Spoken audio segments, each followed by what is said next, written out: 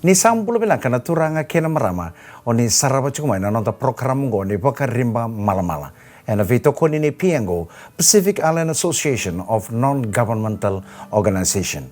And nanonta pulang itiko and signi koa na Minister Nimbula Dr. Efremi Wangenembeti. Ene ulu tanga kan tanah mai pakatareng ko chukina na vengrabi ni tambana Nimbula and nanonta panu eviti. Ni sampulo binakase. Nimbula bina. Nabon. Da sakila todo tu na nomuni daka sa paka pinipina kata kisu paka lebu ber na lewu ibiti na itabil lebu ni sangkarabati ko ana tampana Nimbula na ngaunung ko au kere moni na paka maval teki muni bata mantam pala te lebu era kila chunga Minister Nimbula Dr. Efremi Wangenembeti ni paka maval teki muni mata paka mata tabi ke mami ni dapu tusar mata mai bei na pono ata poni susu makina sena kurni puli dawa oni avuli makina Na boleh na yau nuguratu mai moala kitira moala lau na sana bei tamango ni kilani lebu na biseme aki ilau na tini nuguratu mai matuku na biseme aki ana sam bibioka ni moala tutoya yo tinangu mai na bosa na nona susu ke susu ni ko itu Master Robesi sama tu kena gubiokan wasu la bosa watalaki na tigoroto na momoro to na tabulengo I nodo nungu bumbu mai saukasa ena balatendi wa sudu tungai ibitile wa susu tungai ibitile we intina ni kai lau ni kai moala lebu kena no gubiokani yang doni wase lebu ni nungu susu da kamai na nungu bula atu ngai bitili watanga na nungu siama ni biokani wa madal sa tukila nungu bumbu mesa sa lebu nungu na kirong dutu meja asusu giti lagu tu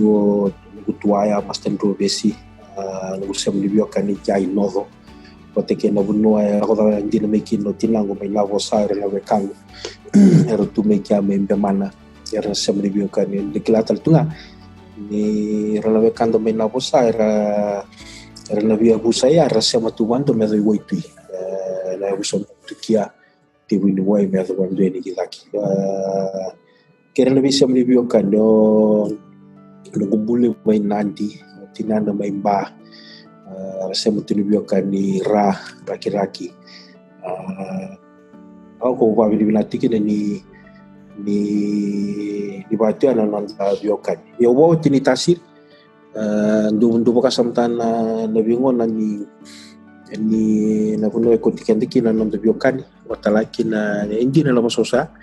na maramala tinan da rasemakati na nanda biokan na bingon kenda biokan kina rolanga serada ka ba ana matini tu kito bingon laki kina na bingaw bingon matin tu ngona na PWD Langase kasi gulo la te wisuwa la ko toka la ko la pasa ngale destal misuwa dobi bulaki bulani lelin wale na tambua ngale destal mai gamay batini na korbulina na sinu second wala kala sarana na talon na wali kemuni ndora buni wa ibagai pola evici lebu tu na daka Minister lebu tu na daka ndara oni dalan dingin dingina ya na tarro ni bakari mal na tapo ninga dingin takakina moni via bunuai ela ngona ngabuli tumikina au na no toma da muri nanga muli engineer ya tinangu enda kila ba bibitu ko ni ke pakanda susuman da no bubale londo itutumba nga sinibuli batana tinango era ndo bambibita na uli bambibita sarabale boka na buli o tinango tenuratu yo ambole satu bale bona bakasa mani buli-buli ko na bona tutia mikina sangala sangale buli-buli meto ngol sangale tibuki mo tala mo buli Benaka Dr. Wangenembeti ena rona undolo tinikawalu ana mbakini binding-dingi oni sa ding take kini matin tu na Fiji Fest oni bautu ntorango no muni bunu waiti oni atatan rata tu muni ada wana itu tu kami Minister Beach osini atan tanra nangono singi ongon itu mekila ni na teman-teman ngono na le minister wambo ni na rusa ngubulamba kina nungu tu na tambah di visele au bule na tambah di visele evite ulang tala kini balang ya visele na bai bola na kena down itu tambah di visele sale na bongo no baka samte kini kina donongon sala me orani tikon na no moroni bebu kita lemai na kena da sangati kumenda wa buyen da wa binata kana bingara ni tambah limbula ida umaruta kana na norbanana natural na lulu matintu pambimbi na kena binakati me watora kita kena londo benua mutala kina tambah limbula pate kena banana no itu komenda buku watoto wata pambimbi tigo era malu-malu mutumba kana bi kaiso na rolu bukira na nando toso meron rabu kita langama meron ni tato sobate ni kilio nangono dada tigina babuno intana kandolo tio vale ni sono buno e bakando lulunguti ko enanito to bingara na tabanibo kombaka kona nabi kaiso ngureda nugo maro takana wanana no itu na matintu ni Fiji First kena party Fiji First watala kina na nungu kilani natural na lulu matintu usutu ni vika taratu no bunya lona sai ko na kena binakati me ko ni bingara be weekend na lulu bunua o se mata vata ko na kai bobo no meu binakati kini mo itiko na ndona bunua na belu itaki na mbose ya zambak pero ni baita teki okil Pinaka minister dabo so na nomuni tubutuba na nomuni duruma na matintu ia nomuni sama minister ni Bulongo sa tuso tikube na nomuni sanga moni ramata na bitu butu bongor nana vidana ka kitu sangati ko na tambani bula wambi bitatiko ngo nabi watora takini tambani bula kaba na kitunga ni bika sa tuwana utuma na matitu na sayo sai ko na kena bina kaitigo me bali butaitunga iro na ali ni takaka total nota bali ni ngono ati utala kina babun wai ala ile mena ronanda na libu ni ya tibite na ngona na lo muliti namba kingo sa patotol tasara na matintu na kena bali butake na libu ni kina nasi sa rototo ka zionan ro na bunua na ngono ko sa ratiko na matintu kan bibitu kina me bali butake na leo ni tamata takaka watala kina na baro ni bingarabi ndungarabi na bibali mbula bibali waiso sibitu ko ronanda na nito be tigu ni balimbula baliwe na nondo bunwa dare na be balimbula wasa CWM sar metam sar na tigu ni balinas na be bunwa lalai ame bakata kamai na be yani sos na be lomo di bunwa ndora ka kito binakati balumela ka sai kon mikito sanga mikito toseti ko ni bobola ka weekend na lilu bunwa ni dito bingarabi me wabola kasara ni weekend warorote kina nonda lurai na nonda mingarabi da wabi ni bilata wabila taltunga ni bidena bagsauti asa wa oli kina matintu na binakata natural matintu mendona wanga ni balimbula na sana na bibuiti kwa wanta tingo na tambani bulu tikina balibisel do sokotan na be yana ni so ko tena bingarabi ni tambani bulu kina be bunwa so yang tono usut tono mataya na nito to sa ni mena bulim ke to som besarani kena bi korkor kena bi tiko da kilata tu kan ngongo hindi na nito ko na bi koroso do tala ni wasili ni lulu no sari tiko na bi taon do tala ni wasili sari tiko na tonda ko ni bi korbabiti uliki no irna ito kenda ni to ke watala ki irna we kanda iso Wah, me dona kalib tal to abikito re dan bikito bilinga tukan yang itu bingarawi pero ni sota wanangangan ritu ko na ve yasa ni nondo buno ke di tukan era na nota kena ni to re dele situ ko nangon salada me kito tataro kin yana kena maru inumbula keni berarti mina tunda kana nakanta sarabati ko na bika me ado me balatan bisla watalaki na covid-19 Pinaka wunwai na vengaravi ana tambana ni mbula rawan inda tukuna ni waseru sono bakasa maniliu ni banua so tukuna ni sabi nakasara so sangan indo patakina Dava na nomuni na numa na tikinangor. Na ni watoto wata na ngono tu dada kakina kena tina bagsao ti me domingo o sare serando ni viso li wayado. Ndoni wasile bitu ni ka wamuni tu na viso me vinaka kina se ko ni sawa libuta kena yau kena rangi soli bena tambani bula. Na ilabo endo soli na kena ndo warota kena ilabo ni matintu kena boli na be yarangi somero ni wanta ko na nonda wali mati. Itu kita nggak soalnya boleh-boleh. Soalnya boleh-boleh ya. Itu mana tambah nimbula. Aure dan tani boleh-boleh itu saya connect kena bina kati. Me wasili butu di bingkaran tambah nimbula saya kuat tambah sakai na liu ni tak kau na liu ni tak kan ditambah nimbula. Ya orang nundul itu kemana karena liu ni tak kan ditambah nimbula. Wili tak tu lagi na bantana numutala ini nundul nan rau tu na nasi dikor kasar mati itu tak. Orete tu kan boleh liu tu na tambah nimbula saya kuat nak kena bina kati tu na orang nundul bata tango. Bikima minto mundua. Bikima mi wabinata kana ni me waro ni bingarabi. Bikima mi yalo binaka. Bati liu nongo nando liu na bikando tu koni lisu mai be ya umanda. So nungu ni boleh tunjai. Ndo bore tu kina na ni sang ni tombasi ke tumba kan lolo mana ni mami bingarabi. Anto nakata liu tal ngai boleh liu tu bikito kakito santo reda mento. Bisa kita valeu tu tá lá que tu beso que só era mais roça cá lurai ni sambalia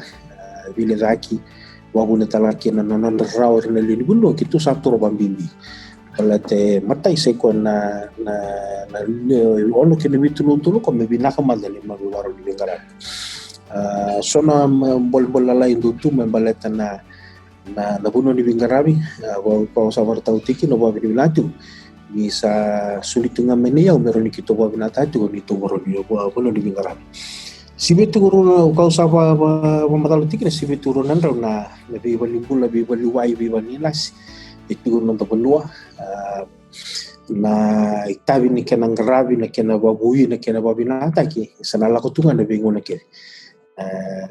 wambimbi tu ni bi balimbula kena bi baliwai dona vale siko bi bakalibu da baka samta non de chuchu mi vale kenda ngana leon se le vitu se le chin da chukin da duro ngame tu da duro ni lo ya dona health center lom lindona singa ro ni le panandro ro duro melo irona panandro ro duro ni lom rangara ro duro sali tumba mendana numut tu ni lama ro duro ni loma ya rapan takana bali lai na bali sili na pan takana wai wan takana liba so ke walimbula na ngandi merakana ke mambale na kena babui na kena bor na kena samaki sana usutu ni bingara ni tambah ni bolo bingona ke na kambi bitu no ko meloro itu ni kito buki takabo to kito na bingon sale so meloro itu me buki ngarabi tu ngana be kala la yusongo pero ni babinatu kina na kena Nabi mundo kau kita bingkara itu dikit. Penaka turang na minista sakati ba kini mata ini kisini COVID-19. Dapa salah ko mano muni baka sama nangaw na ya. Uni sa pakaraw tagi kemuni, uni ngay pakaraw tagi kemuni baka tapa me sangay me poluti na mating goivich. Na langona kati me kina mata ini kis o base ko along o base ko balati ni baka usama madaluti kina ni na kena patambere tagi tu na baro ni bingkara tambani pula sa takabati ko na matintu na lom libi na baki. Watalaki na nababaraw kito baro tikito kina kena mayado ni misila takilatu na talo ni misila may tulso kan do todo na lubitir na lubenda ra to misila so biro to matibimbira dur na ICU aram solubira na chumera dengo kina sangani do akoli na nambul ele lim na rawlundo le razula na lomino na madaw ele na ka kito buliza mikina dina iburmura ra kaini kito ngrava binana misila iyo bikito rede ni libu na uno kito roni buli mikini bikito babanata ni tubingra bikito sana na makito ko kina COVID-19 kito sama ni tubu kakina wa binata tungakina ni yalo binatu na turana lilu matin tu mizingo mana ni to watu tu na ni to babarau kena nabi tambana taliso ni matin tu rasya motivi bikito na ni to babarau bat nabi tambana ngo wili tukina na tambane ni bibatora daita kina tonda ko ni bi korleleu non revilu takin na ministana buni bola tunde ura turanga talai erna pi na dio huli tal tunga kina na seko erna vei na tampani tauke erna roko turani koro huli tal tunga kina rutona matei walu wai tampani lawa na ubisa na tampani lawa na matintu na non revilu takin na turanga na ministan ni lawo kina ndau ni lawa watan laki na nabi tahun ni so na nonrobilu tak na marama minista karap tu nabi tahun ni ore ke tango rabi buke mai ra taromo ira bulai mon sala da boroni ube buke kina tambani bola me rabu kina tambani bola tu saba baru tino wana ngada me kina na matani kisi vading itu kena ya longo bola ten yukila ni sa babaru tu mai na matin tu kina tambani bola ni nangona na azama kina mateni kisi ni COVID-19 na Pinak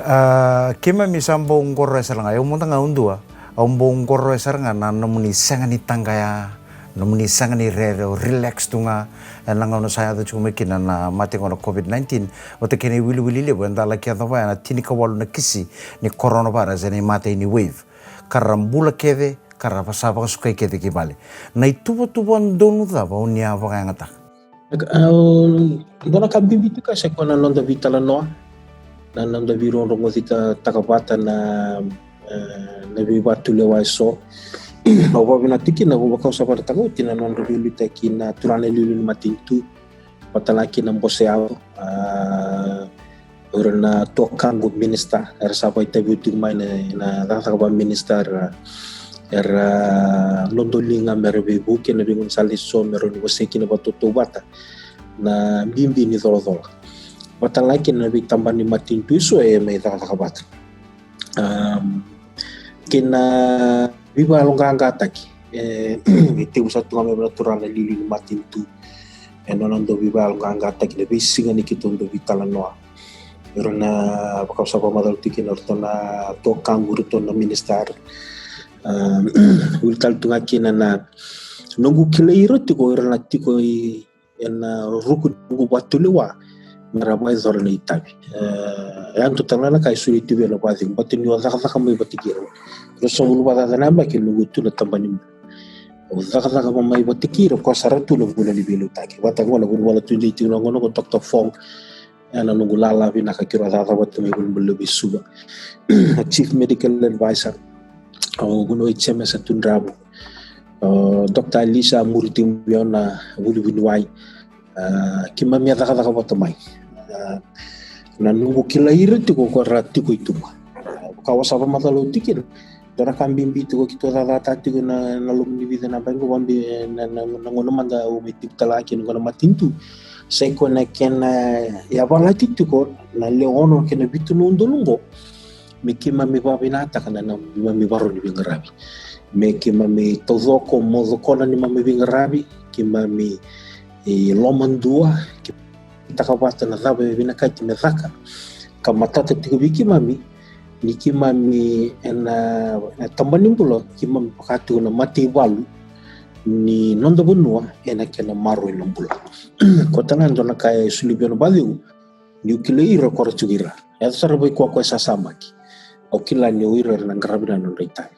otoko sasama ke bimbi tala ngambal tan wan saluri kin ko COVID-19 wan sa turukin oko mena ko isulo mo ko lande me lo masama kana kuno lande talito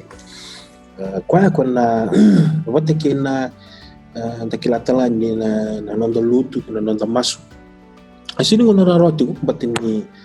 ni balabu tu na yandra na kana bisinga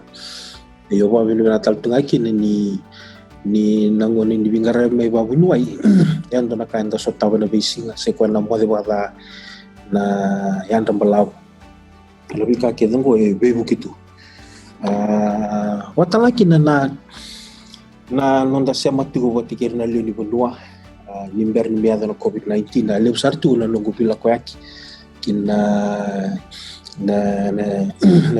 tiko na be suburb na be town na be na city lile na be town so na be korkoro na be tiko mga lala talo tiko bira na lili no ko panti tiko ni ke bakanta na wazor na be kala itu na kanta Ganda vital no atakan na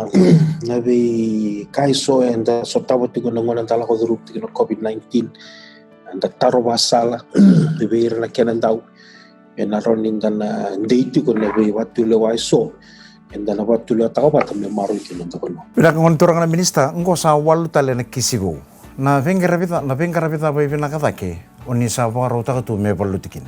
Nang nongono kon tapa film latikin ni ortono wala kiso sa tiu me landi lo tokai ona boda quarantine case. Iranga na we kandar tutanyani release tu menon to banua. Sama madal tikin no ni sabula ni panunto lo sa release menon to banua. Dara ka mendana lumuti ko ni intoni wasile bu weekenda. Era ngola tu ni mai basi na covid ara tata oti na bi bono so. Dr. Fong na linibale bingkara itu minggu Mongolia o yo na lubiang itu minggu Japani o mo tini lebu sarave na nonda itu ko ndala we kandra itu ko ni bunotan ko na buno e ndala botu na matin tu mera listu mo na nonda mera listu mai mera listal mai nonda buno esa ni Balatani ralew ni buno ngai vice le ni buno ngai viti era la ko ni merlei lakoni orang bakar son kara lakoni merle grabe babu duai sora lakoni non rangande sora lakoni bunotani merle ngito ya sarli tau ko ritau ni dakilatu ni datu bulan yang bunotani dona kali butu ko se kone labo dona ndende ber so tabu tu gorna non era tu bulan itu batirana nama kita merlambangan ni merle tullo bulan ngito kala non kontara gitu lubula se ono bula ocha sarlei tau sana utingan ngon kontara kini tulu bulu sasang ni rasumia pernah ngande ranu memang merle ngande bitana madau misali utingan ngon ni ngande tulu madau rana nama kikina saudia sarano supu tika ko na bula ko rabateri itu kino ira merle sumai korna lius tungon meya ko sangam basi kino ko na walu yo ira ya ngami nandi luring habira Darabi ngai nanti bulim toka ya buka tuntun turan lima tintu balatin Santa Kila na lomai witi sangalalo balatin ni sa taka nabi ngarabi sa wal songul bata na singa senga ni basi ka mo taon ni sulo toka nanti sive sarla ko ni na community fiba screen korala ko na soti watira tambani bula screen tikile sibe walon rolundul daro ni deki no manda ni senga ni teti tu na kenda mali o kwa sa na nga me bongo inandi lore ngai nandi tako so ngai nandi lo toka sa ko sa ngaya ya samda ngalala ti ko kenda lo Pinaka total na taro minista oni rawata bakata bo kimuni kena no muni bubale muni palu tana matingo me baka ni pa madal ta chuko na yau ambala ni taka na yali bakan dindie mai vale oni rawata bakata bo kimuni kena no muni bubale muni paluta na taka ngo mangai kena ikurita no kimuni tu sartu ngana frontline ni vengara bengo ibna bole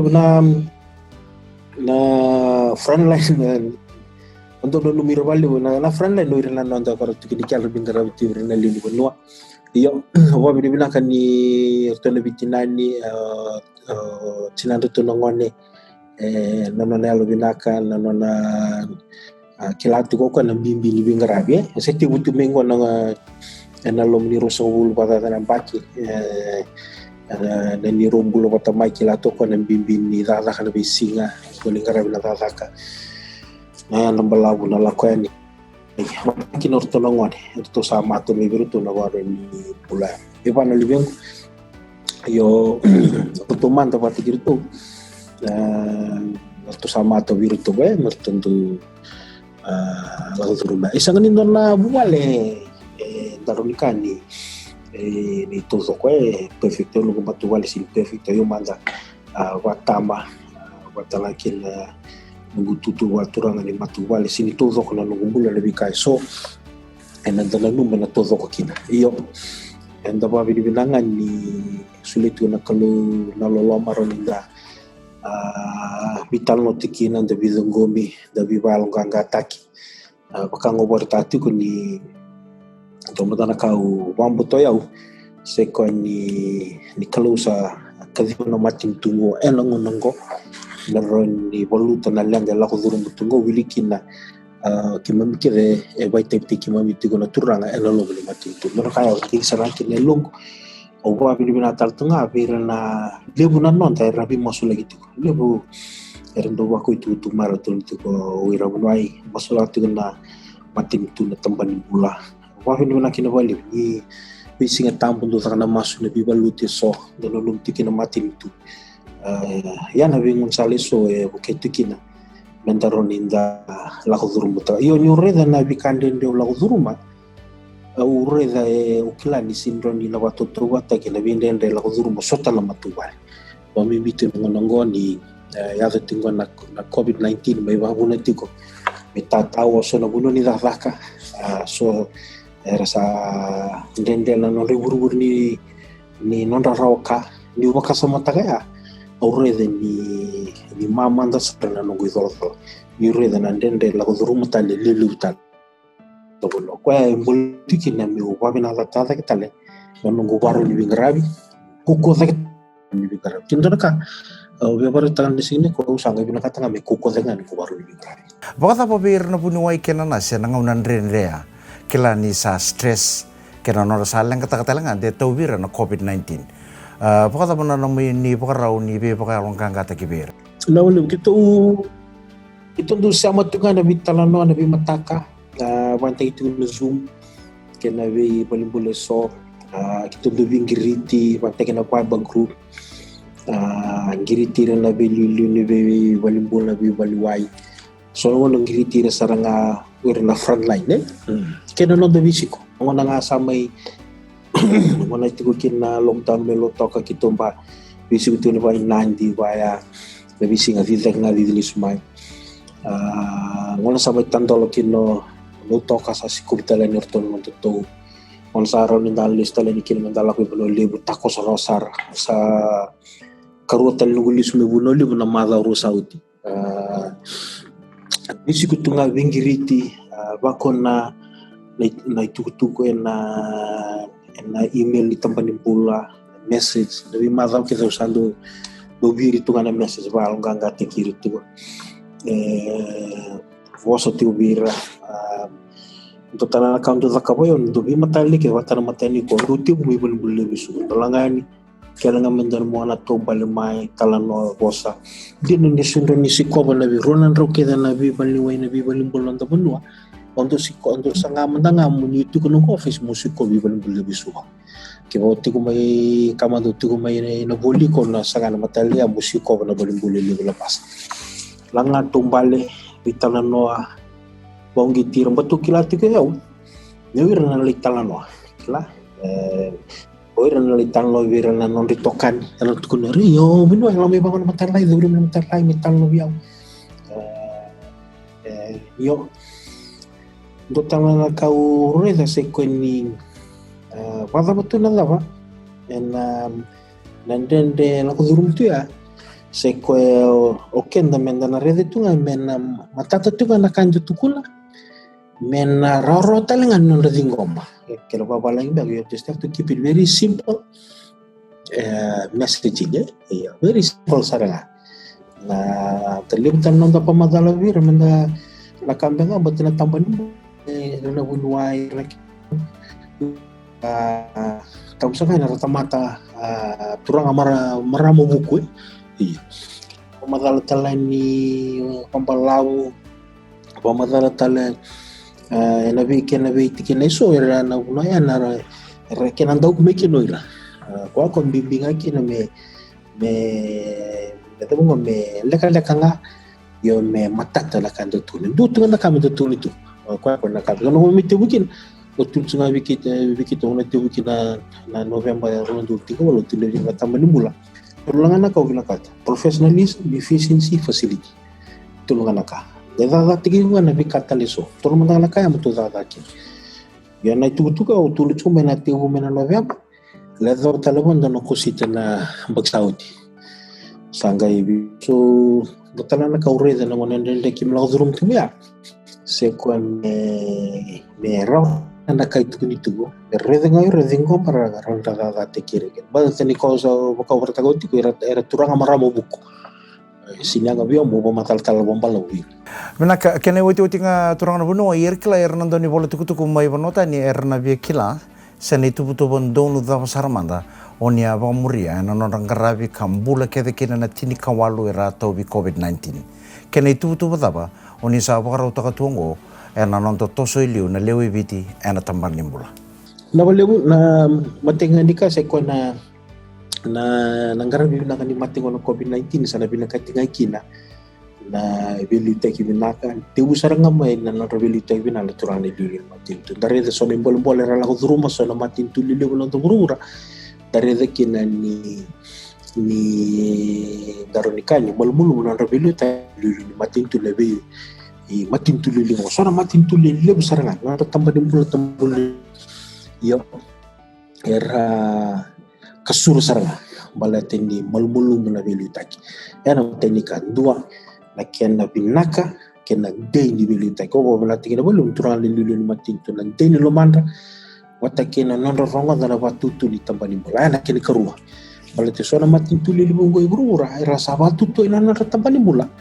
ngai sanga ni zingo mai wa zoro ina na bilita ke ba matin tu ko wa bini binaka nondo bono na cara mau bertani sini ko wa bini binaka kena ni turan lilu matin tu zingo ma na watu tu ni tambani bola me maro kena na nondo bola kena nondo bola kini ketulu sai ko na kena waya bolati meroni wazoro bina non rita bi wirna saka na tambani bola ko bo madal tu kena maten ndoro bitalana sai ko na non waya bolati merayando ir merakela ir non rita wa ngole ni rakira kena madaro tulusauti tu me bi ondona tu no ko ni bunai iyo kula kito sabitan lo teken na misila na covid yo wa madal tagabi ubunwai na dawe ba bula yo wala ko na ko rataro mai wa madal saraba bina ko bir na kena wa madal ke ni misila ke no covid tu saraba na ko sa baka tanlo ko na ubunwai ko na ka utu ko ito tamo na leo no se bitu londolongo wili ke no irna ni mami nasni koro me kimi kilaba ta sarga ba bindu ando na italano me matata ke daban kima kiro tarongan driver se tarongi bunwai se tarongi kondoni sasama na tamate ke dada na tamani bulu mikila ko la daban na da kaya na kini ketum dona kaya matata mai se ko na ir ke dada na tamani bulu wili ke no na support staff me matata wir na daban vital no ne kelangala be bulu tino mate kini ka ba se ko na yaya se ne yau ni bingrabi ko na tikina ni sama itu ko na tutu ni laban matin tu ka na match wati tekini pas tambagin do na kena ngarabi na COVID-19 medaka kini kalima sai ko menta buki reteli sutunga na bikanta baizoro tulitu ni kitu ngarabi benda kana ngarabi ni misila ikito ngabila kato kito mikito reza na bibono lulunga na nito bingarabi mikito babinata kana nito bawaro na COVID-19 yana kini kalima sai ko menta buki reteli sutuko na bikasa la kauti danga taronga tugo beno buno ndaro ni babinata tani Begitu ya usutu sarangan itu bingrabia na monitoring ni evaluation auditing gona kasa kito sa baku kota sarang tambani bol vi warum buka kedengo matani ko wati ko may bon bulalew orto ola ko na baton ni bingrab tum tambani wisel to tambani wisel bon bulalew bisu orto takap chundu tu audit asa waru sarang tambani bulongo nongo ya na audit tambani wisel tambani ni uto lebih tambah lagi tambah nimbul merendo rede di suire na lo na muni madao nabi karvador na lo minga madao na lo bulan dana baki rede na taba apa zurikina kena taba ro ba na tekin pambibi tu kana COVID-19 dalam zo mutu Bilang sarbalep ngontorong na minister nimbula Dr. Efremi Wangelambeti na bukungan din naman ibaliwali sina VTFM kena program ko ne pokarin mo malamala Sapa ka pinakataki pa kalib na naman niya may iba ka naman taking ko kaya na itukutuk ni sa may pare takani ko na pingkarabi ni tambanan ni bula sa ni may masukete ni nakalunga to na naman ni pingkarabi na baka minista ni bula kaya na matintu ni lewena kasa kalunga talchunga na bubale sa ni may masu ni nakalunga to na pingkarabi sa kote matabuni pinakasar pa kalib ni kalunga ni samode Pinakabagaliw sa turang kaya marama pinakabagaliw na naman ni sila na maningaw na naman ni sarapatumay na programungo ni Pakarimba Malamala and a veto ko ni PNGO Pacific Island Association of Non-Governmental Organization. Pinakabagaliw sa na naman ni Sara Chumay.